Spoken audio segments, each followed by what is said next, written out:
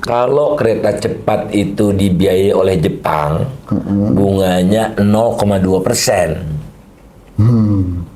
Kalau dibiayai Cina, bukan 0,3,4%. Tinggi ya? Masa pendidikan dengan urusan perut di trade off kan kacau kan? Nah artinya memang nggak ada lagi yang bisa diutak-atik, cuma yang bisa bos. Di era Jokowi, untuk menghasilkan tambahan 1 unit produksi, katakanlah cangkir ini nih mas. Iya, iya. Ini untuk menambah produksi 1 cangkir ini dibutuhkan 50% modal lebih banyak dari rezim-rezim sebelumnya.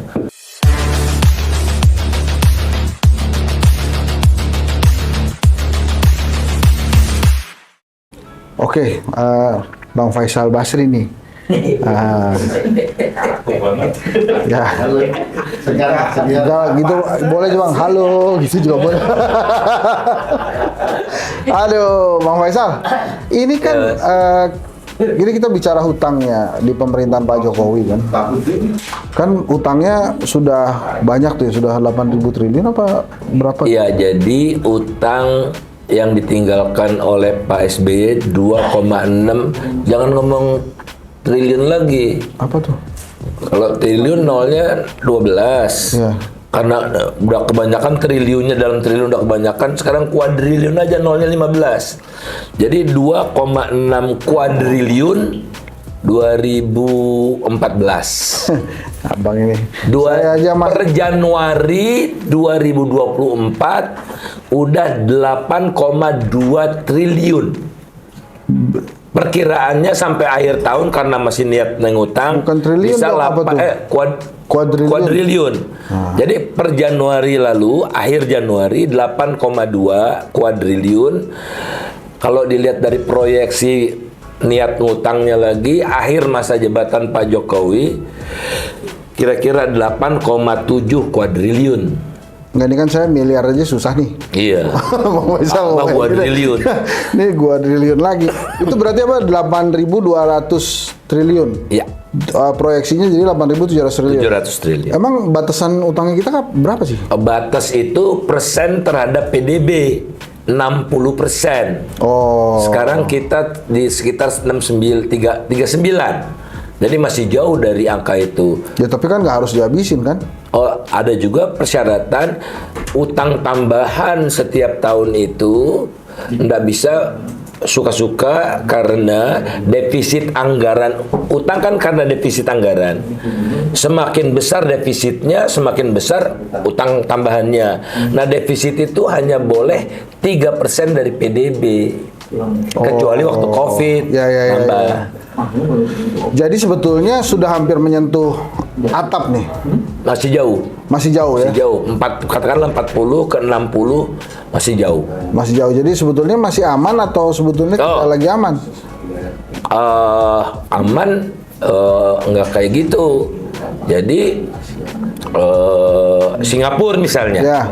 Singapura itu utangnya di atas 100% dari GDP. Oke. Sehat-sehat aja tuh. Sehat-sehat aja. Nggak ada dibilang Singapura raja utang gitu-gitu kan. Karena apa? Karena utangnya jauh lebih besar dari Indonesia dinyatakan dalam per PDB, tapi beban dia di APBN mereka.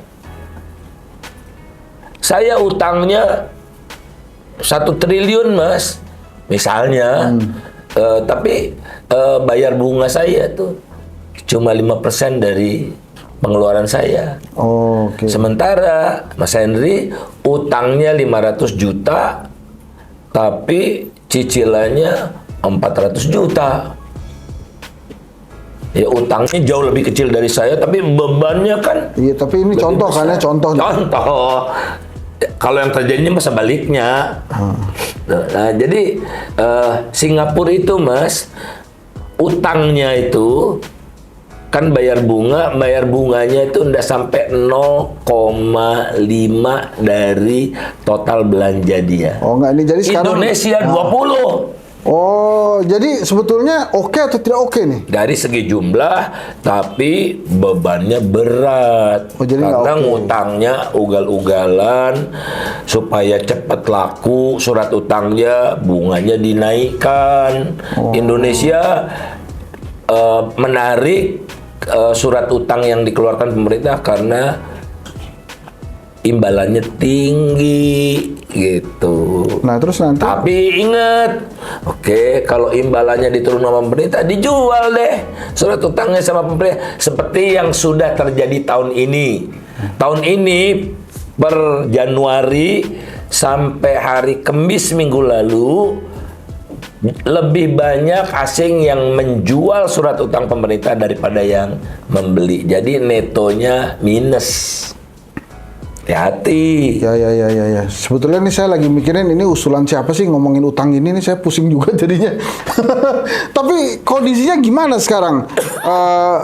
Perlukah Indonesia sudah khawatir terhadap hutang luar negeri atau sebetulnya masih aman-aman aja dan kita masih bisa bermain di jarak hutang dengan aturan perundang-undangan itu, jadi artinya masih bisa utang lagi gitu. Masih bisa utang, bunganya relatif rendah, masa maturity-nya, apa itu maturity? Jatuh temponya panjang gitu. Asal pemerintahnya jujur, lincah, pintar memilih. Ini contoh. Kalau kereta cepat itu dibiayai oleh Jepang, bunganya 0,2%. Kalau dibiayai Cina, bukan 0,3,4%. Tinggi ya? Nah, jadi kalau 0,2% nggak terasa kan bebannya, gitu. Kalau 3%, kok di hasratnya yang pinjamnya Cina melulu sih, gitu kan? Yang jelas cost of capitalnya tinggi, gitu. Terus kalau mau kurangi gengsi itu pinjaman misalnya dari ADB lebih rendah Mas bebannya, tapi kan pertanyaannya banyak Mas. Ini lingkungan gimana? Oh ini penggusurannya bagaimana? kalau minjem ke ASEAN Development Bank, syaratnya banyak yang harus dipenuhi. Banyak yang bagus sebetulnya. Ke Bank Dunia juga sama. Nah, ini tapi jangan nanti aja setelah ini Mas, saya belum minta izin soalnya. Iya, nanti. Jadi saya samarkan aja. Ada seorang duta besar itu membawa investor dari negara yang dia bertugas tentang energi terbarukan, gitu-gitu. Nah, diundanglah oleh dia, diajaklah oleh dia si calon investor ini ke menteri yang ngurusin investasi. Kata menteri yang ngurusin investasi, ribet sama kalian, ya benar. Kami lebih nyaman dengan China aja, gitu. Oh. Jadi artinya gimana tuh Bang? Salah satu analisinya, China itu tidak mempersoalkan HAM, tidak mempersoalkan lingkungan, segala macam itu. Sementara si investor dari negara ini, negara yang dibawa si duta besar ini mempertanyakan itu. Bahkan bukan mempertanyakan, menyaratkan. Oh, mempersyaratkan. Oh, jadi emang ribet tinggi. Jadi emang nggak mau ke Cina lebih enak gitu ya. Jadi baratnya tuh ribet nggak bisa cincai. Itu lebih cocok. Kan ribet kan bagus kan. Tapi ini ribet yang bikin gua kan nggak bisa cincai. Kira-kira begitu. Oh. Nah, nanti nih Bang ya, era pemerintahan baru. Sebaiknya pola membangun dibiayai hutang ini perlu diteruskan atau Bang Faisal Basri punya usulan lain untuk pembangunan nanti pemerintahan baru setelah Pak Jokowi ya? Iya, ini contohnya Mas, betapa beratnya kalau berutang dengan cara sekarang, itu mau kasih makan gratis, kan nggak ada lagi uangnya. Iya. Di APBN, nggak ada yang tersisa lagi. Jadi kalau mau makanan gratis, maka kalau dibiayainya dari mana? Dari BOS, bantuan operasional sekolah, yang merupakan bantuan dari pusat untuk belanja pendidikan di daerah. Masa pendidikan dengan urusan perut di trade off kan kacau kan? Nah artinya memang nggak ada lagi yang bisa diutak-atik. Cuma yang bisa bos. Karena yang tidak bisa diutak-atik apa? Bayar bunga wajib, tepat waktu. Kalau enggak, istilahnya shortfall pemerintahnya, pilot pemerintahnya gitu. Nah itu kan sebetulnya mengerikan kan, membuat kita terbelenggu, terperanjara secara kita tidak sengaja gitu. Nah oleh karena itu, kalau betul-betul bertanggung jawab pemerintahnya, harusnya komitmen beda saya dengan pemerintahan sebelumnya, nggak usah disebutlah bapak saya gitu, adalah selama pemerintahan saya utang tidak bertambah, gitu. Itu Pak Prabowo presiden atau wakil yang harus ngomong gitu tuh? Dua-duanya, kan satu kesatuan. Ya. Itu ya Mas ya. Jadi tapi gimana nggak bertambah caranya? bisa. Lah kan katanya butuh uang untuk makan gratis, susu gratis. Nah, pajakin itu kegiatan-kegiatan kotor. Apa? Batu bara. Kalau di Amerika, di Australia, di seluruh negara Uni Eropa, komoditi yang harganya sedang booming, itu dikenakan pajak durian runtuh. Berapa tuh? Ada yang sampai 70% di Mongolia. Jadi kelebihan dari yang ini yang normal dia udah dapat 100% nih. Tapi kan ada yang lebih dari normal. Gara-gara perang ukurannya harga batu bara naik. Kan bertambah kan. Nah, bertambahnya itu loh yang dipajakin 70% di Mongolia. Durian runtuh itu. Pajak durian runtuh namanya, karena sesuai dengan Undang-Undang Dasar 45, bumi, air, dan kain kandung di dalamnya dikuasai oleh negara bagi sebesar-besar kemakmuran rakyat. Ya. Maka bisa diangket lagi soal ini kan.